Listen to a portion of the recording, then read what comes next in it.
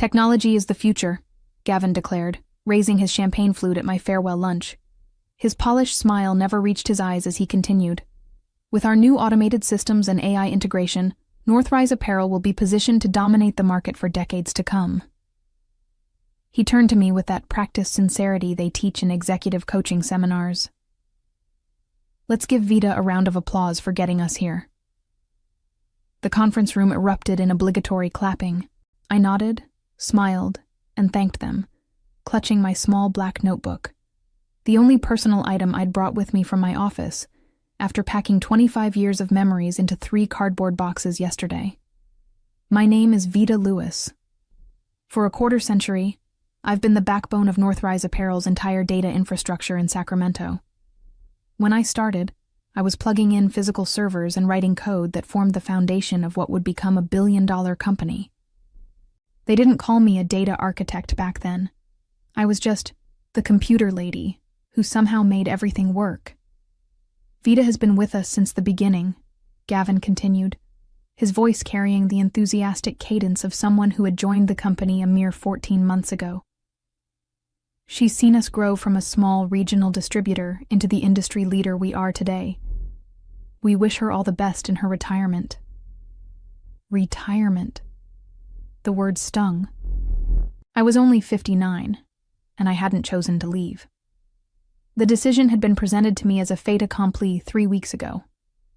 The Nexus system will streamline our operations, Gavin had explained, leaning back in his ergonomic chair, referring to the new AI management system they'd purchased for what I later learned was $17 million. Your position is unfortunately redundant under the new infrastructure. All around me now, former colleagues averted their eyes, knowing what this farewell lunch really was. The ceremonial removal of an obsolete part. After decades of building their empire's nervous system, designing their inventory tracking, creating their customer database, programming their shipment logistics, I was being discarded because I didn't fit the sleek new aesthetic of Silicon Valley-inspired corporate modernization. I felt the weight of my notebook in my hand. Inside were 25 years of institutional knowledge, the backdoor fixes for emergencies, the manual override codes, the peculiarities of our custom-built system that no instruction manual covered. Information that wasn't stored in any cloud or server, only in my head and in these pages. To Vida, Gavin concluded, and to the future of Northrise Apparel. I raised my glass in response, hiding my thoughts behind a practiced smile. Little did they know, their future was about to get very complicated. I bought my house in Midtown Sacramento in 1998, when the company was still called West Coast Threads, operating out of a converted warehouse with 23 employees. Now, Northrise Apparel had over 7,000 staff across the country, and my modest 2-bedroom craftsman had appreciated to the point where I could sell it and retire comfortably if I wanted. But retirement wasn't in my plans.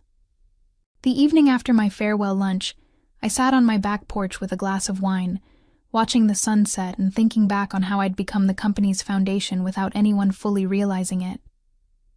When Thomas Green first hired me, fresh out of a computer science program where I was one of 4 women in my class, he valued my methodical approach. You think of things the rest of us don't, he'd said. I need someone who sees the big picture. And I had. As West Coast Threads became Green Apparel, and finally Northrise, I designed systems that anticipated our growth. I built redundancies, created emergency protocols, standardized our data collection. When we acquired smaller companies, I integrated their systems with ours, preserving what worked while upgrading what didn't. Everything changed when Thomas retired 3 years ago. The board brought in Gavin Pollard, 38 years old with an MBA from Wharton and a resume full of tech startups, but no experience in apparel manufacturing or distribution. His first all-hands meeting set the tone. We need to disrupt ourselves before someone else disrupts us. Over the next year, consultants from Elstone Trading came and went, using phrases like digital transformation and AI-first paradigm.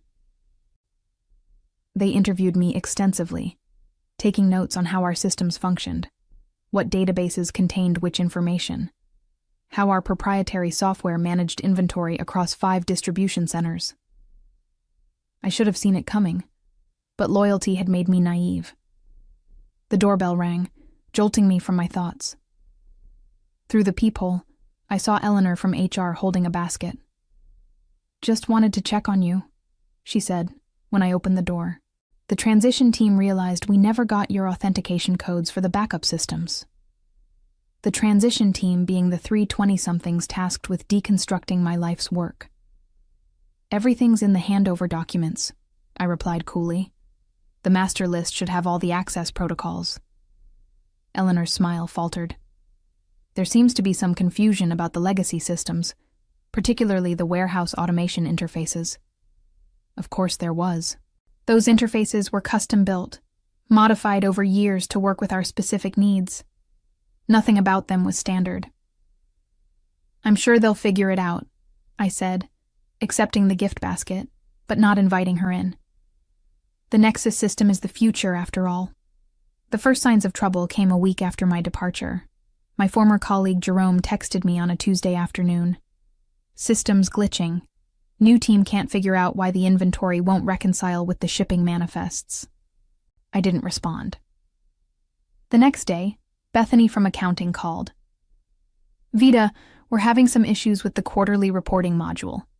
The numbers aren't matching what we're seeing in sales." "I'm sure the transition team can handle it," I replied. "The Nexus system is supposed to be state-of-the-art."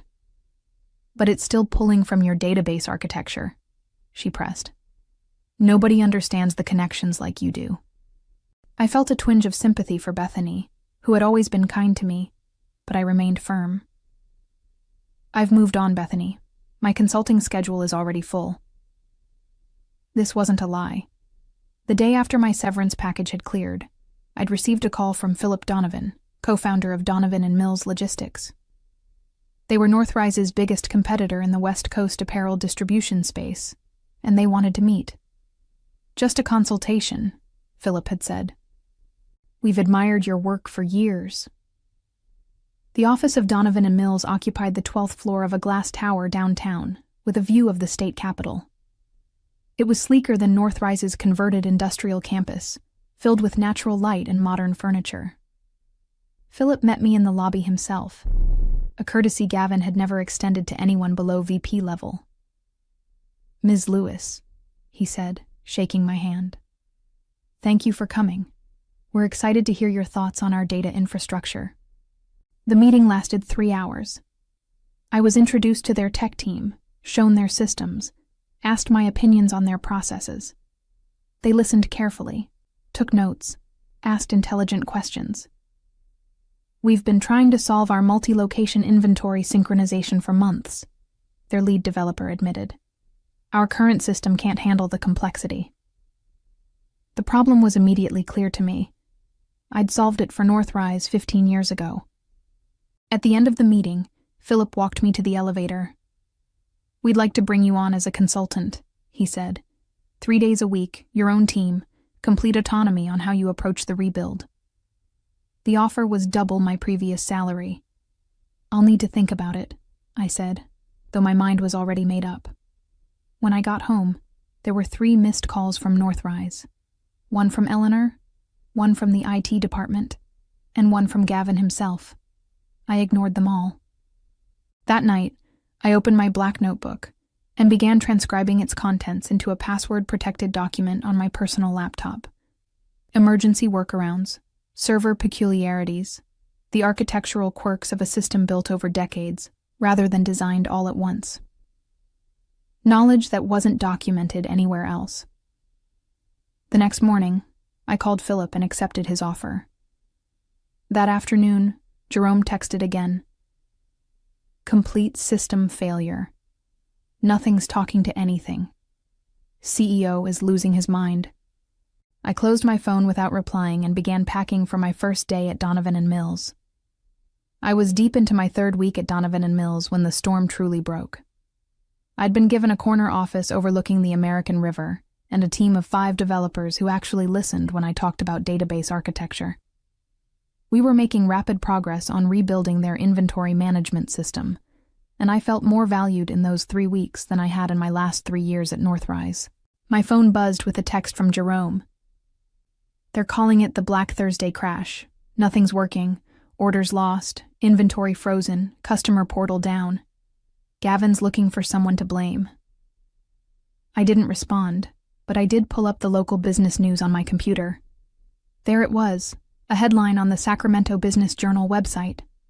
Northrise Apparel faces major system outage. Stock drops 8% on fulfillment concerns. The article described how Northrise's much-touted new AI system had failed spectacularly, leaving customers unable to place orders and warehouses unable to ship existing ones. The company had issued a statement about temporary technical difficulties. But sources inside the company, Jerome, I suspected, described a complete system collapse. My office phone rang. Philip Donovan's name appeared on the caller ID. "I assume you've seen the news about your former employer," he said when I answered. "Just reading it now," I replied. "Any insights you'd care to share?" His tone was carefully neutral. I considered my response. Their new system was implemented without adequate testing or understanding of the existing architecture. It was inevitable. "I see." Philip paused. "We've received an interesting call from a Thomas Green. Apparently he still sits on Northrise's board, and he suggested we might have recently acquired some valuable expertise that could help resolve their situation." My heart skipped. Thomas had been my champion for decades, but I never expected him to reach out like this. "What did you tell him?" I asked. "That we're quite happy with our recent personnel decisions and have no interest in loaning out our valuable consultants." I smiled despite myself. "Thank you. Though I admit to some curiosity," he continued. "Just how bad is their situation?" I sighed, weighing my professional ethics against my lingering resentment. If they tried to integrate Nexus without properly migrating the manufacturing execution system I designed, they've likely corrupted their entire database. Every order, inventory record, and shipping manifest from the last 3 months could be affected. And recovery? Possible, but not with their current team. They don't understand how the legacy systems interact with the newer components. We were interrupted by my assistant, who appeared at my door with an urgent expression. "Ms. Lewis, there's a Gavin Pollard on line 2. He's called 3 times in the last hour." I thanked her, but made no move toward the phone. Philip raised an eyebrow. "Aren't you going to take that?" "I don't work for Northrise anymore," I replied simply. He nodded slowly, a small smile forming. "No, you certainly don't." He turned to leave, but paused at the door. "We have that strategy meeting at 3. I'd be interested in your thoughts on expanding our direct-to-consumer channels." After he left, I sat staring at the blinking light on my phone for a long moment before turning back to my work. By that evening, my email contained increasingly desperate messages from various Northrise executives. The most revealing came from Eleanor. "The transition team has admitted they don't understand how to restore from your backup protocols. Gavin is talking about bringing in external consultants at $30,000 a day. Please call me." I closed my laptop and went home, sleeping better than I had in years. The next morning brought news that Northrise's stock had fallen another 6%. A financial analyst on the local business report speculated that extended fulfillment issues could cost the company upwards of $50 million if not resolved quickly, with long-term damage to customer relationships that could be incalculable. When I arrived at Donovan and Mills, I found an elaborate fruit basket on my desk, with a note from Philip. "Thank you for your loyalty. Your insights yesterday helped us secure the Wilson account, 4.2 Northern annual." The Wilson Group had been one of Northrise's oldest clients. I allowed myself a moment of satisfaction before getting back to work. Around noon, my desk phone rang again. The receptionist sounded apologetic. "Ms. Lewis, there's a Gavin Pollard in the lobby insisting on seeing you. He doesn't have an appointment." I took a deep breath. "Tell him I'm in meetings all day. He says he'll wait." After consulting with Philip, who seemed amused by the situation, I agreed to a 15-minute meeting in one of the first-floor conference rooms, neutral territory. Gavin looked terrible. His usually immaculate appearance was disheveled, with dark circles under his eyes and a coffee stain on his shirt. "Vida," he said, reaching to shake my hand. I nodded but didn't reciprocate. "Thank you for seeing me. What can I do for you, Gavin?" I kept my tone professional, betraying none of the satisfaction I felt seeing him so undone. "We need your help," he said simply. "The Nexus integration has encountered some complications." I believe catastrophic failure is the term the business papers are using. He winced. "The coverage has been unfortunate, but we believe with your expertise, we can resolve the issues quickly. The board has authorized me to offer you a 6-month consulting contract. Very generous terms. I have a position here. We'll double whatever they're paying you," he said quickly. Then, seeing my expression, "Triple it." I leaned back, studying him. "You fired me, Gavin. You called my expertise obsolete. You said, what was it? That technology is the future, and my methods were holding the company back." He had the decency to look embarrassed. "That was a mistake. We all make mistakes. Some more costly than others. Vida, please. We're losing millions every day. The warehouses can't ship. Customer service can't access order histories. The Nexus team says the core database is corrupted beyond recognition." I thought of all the warnings I'd given during the transition, the documentation I'd provided that had been dismissed as unnecessarily complex, the training sessions no one had time to attend. "No," I said simply. "What?" "No, I don't work for Northrise anymore. I have commitments here, but I'm sure your Nexus experts will figure it out eventually." Gavin's desperation turned to anger. "You know exactly what happened to our systems. You probably built in these failures." I stood up, my own anger flaring. "I dedicated 25 years to building robust, reliable systems that kept your company running without fail. If they're failing now, it's because you dismantled them without understanding how they worked." "We'll sue," he threatened. "For sabotage." "For what? For taking another job after being fired? For not documenting every single aspect of systems I built over 25 years? Sue me for not answering phone calls from a company that discarded me?" I gathered my papers. "I believe our 15 minutes are up." As I walked out, I turned back briefly. "By the way, there's a complete recovery protocol in the Emergency Procedures Manual, Volume 3, Section 8. I updated it every quarter for 20 years. But of course, that would require actually reading the documentation." I left him there, mouth slightly open, and returned to my new office, where I was building something better. 2 days later, I received a formal letter from Northrise's legal department requesting all documentation, notes, and intellectual property related to my former position. It was followed by a personal note from Thomas Green. "Vida, call me. We need to talk. The board is in chaos." I decided to respond to Thomas out of respect for our history. He answered on the first ring. "This is a mess," he said without preamble. "Gavin has the board convinced you sabotaged the system."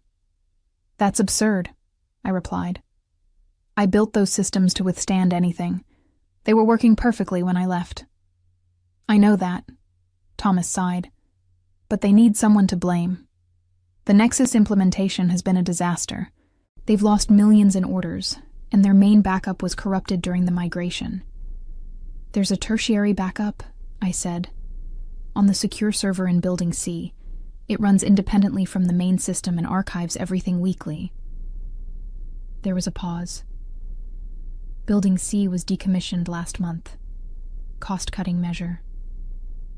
I closed my eyes, imagining the old server room with its carefully maintained equipment, now empty. Of course it was. "Vida," Thomas's voice softened. "I know you were treated poorly, but there are 7,000 employees whose livelihoods depend on Northrise. Not all of them were part of Gavin's decisions." It was a fair point, and one that had been weighing on me. My grievance was with the executive team, not with the warehouse workers or customer service representatives who were probably dealing with chaos. I can't come back, Thomas. I've made commitments here. I understand. But perhaps there's a middle way. What if you provided consultation remotely? Just enough guidance to get the critical systems back online. The board would ensure you're well compensated, and Gavin would have no direct contact with you. I considered his proposal. I'll think about it. That evening, I discussed the situation with Philip, who surprised me with his response. Help them, he said, under the right conditions. You want me to help our biggest competitor? He smiled. I want you to negotiate terms that benefit us both. If you can get their systems running again while securing favorable terms for Donovan and Mills, that's a win-win. The next day I called Thomas with my conditions. I would provide remote consultation only, working exclusively through their technical team. I would require a substantial consulting fee, paid in advance. And most importantly, Northrise would need to sign a partnership agreement with Donovan and Mills, giving us preferred status for West Coast distribution. That's essentially asking us to collaborate with our competitor, Thomas said. It's asking you to acknowledge reality, I countered. Northrise's distribution network is in shambles. You need reliable partners until you're back on your feet. Donovan and Mills can handle the overflow at fair rates, and I can help restore your systems. Everyone wins. Thomas took my terms to the board, who spent 8 hours in emergency session before agreeing. Gavin was reportedly furious, but overruled. The next week was intense. Working remotely through video conferences, I guided Northrise's technical team through the painstaking process of recovering their data and rebuilding critical systems. I didn't give them everything, just enough to restore basic functionality and prevent further losses. Philip was delighted with the partnership agreement, which gave us access to clients we'd been pursuing for years. Northrise's stock stabilized, and the crisis coverage in the business press began to fade. Through it all, I maintained my distance from Gavin, speaking only with the technical team and Thomas. But I heard through Jerome that Gavin's position was precarious, with several board members openly questioning his leadership. It wasn't revenge exactly. It was something more satisfying: vindication. 6 weeks after what the tech team had begun calling the Vita protocols salvaged Northrise's systems, I received an unexpected email from Thomas Green. The subject line read simply, "Board meeting results." Gavin Pollard had been removed as CEO. The board had voted 10-2 for his immediate replacement. The Nexus failure cost us $142 million in lost orders, damaged customer relationships, and emergency consultants, Thomas wrote. His position became untenable when the quarterly reports showed the extent of the damage. I thought you should hear it from me first. I sat back in my chair, letting the news sink in. I hadn't actively worked for Gavin's downfall, but I couldn't pretend to feel sorry about it. His arrogance had nearly destroyed a company that thousands of people depended on for their livelihoods. Later that day, Philip stopped by my office. "I hear Northrise is looking for a new CEO," he said with a knowing smile. "So I've heard. They could do worse than to bring Thomas back temporarily." I nodded. He understands the business in a way Gavin never did. "Speaking of understanding the business," Philip continued, "the Wilson account was so impressed with our handling of their overflow that they've asked about making the arrangement permanent. That would be a $12 million annual contract, taken directly from Northrise," I observed. Philip shrugged. "Business is business. And speaking of business, the executive committee is meeting tomorrow to discuss our 5-year strategic plan. I'd like you to present your vision for our data architecture." "My vision? You've completely transformed our systems in just 2 months, Vita. The committee needs to understand what you've built and where you see it going. Your work deserves recognition." As he left, I turned to look out my window at the Sacramento skyline. In the distance, I could just make out the Northrise campus. Their logo still illuminated the main building, but inside, everything had changed. The company would survive, but it would never be the same. Neither would I. For the first time in decades, I was building something on my terms, with people who valued what I brought to the table. 3 months later, I attended the ribbon-cutting ceremony for Donovan and Mills's new technology center. My name was on the plaque beside the entrance. Vida Lewis Technology Center, where innovation meets experience. Philip had insisted on naming it after me when my system overhaul resulted in a 38% efficiency improvement across their distribution network. The center would house an expanded development team and serve as a training facility for technical staff from across the company. "We didn't just hire a consultant," Philip said in his speech. "We gained a visionary who understood that technology should serve people, not replace them." As I stood beside him for the ceremonial photo, I thought about how differently things had turned out from what I'd expected when I left Northrise. I hadn't planned revenge exactly, just a new beginning. But my success had become a form of vindication, more powerful than any deliberate retaliation could have been. The reception afterward was attended by local business leaders and politicians. I found myself approached by a woman I didn't recognize. "Ms. Lewis, I'm Diane Torres, from the Governor's Office of Business Development. I've been hearing remarkable things about your work." We spoke for nearly half an hour about data systems and their impact on regional businesses. At the end of our conversation, she handed me her card. "We're forming a task force on technology infrastructure for state agencies. We need people with both expertise and perspective. Would you be interested in serving as an advisor?"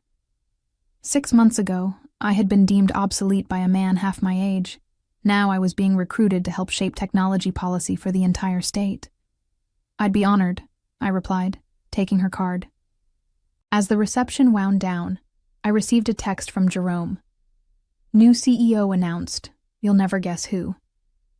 Thomas Green was coming out of retirement to lead Northrise through its recovery.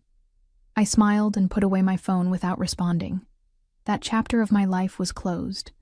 My focus now was on building something new. As I looked around at the center bearing my name, filled with people who valued my contributions, I realized that the best revenge wasn't about destruction at all. It was about creation.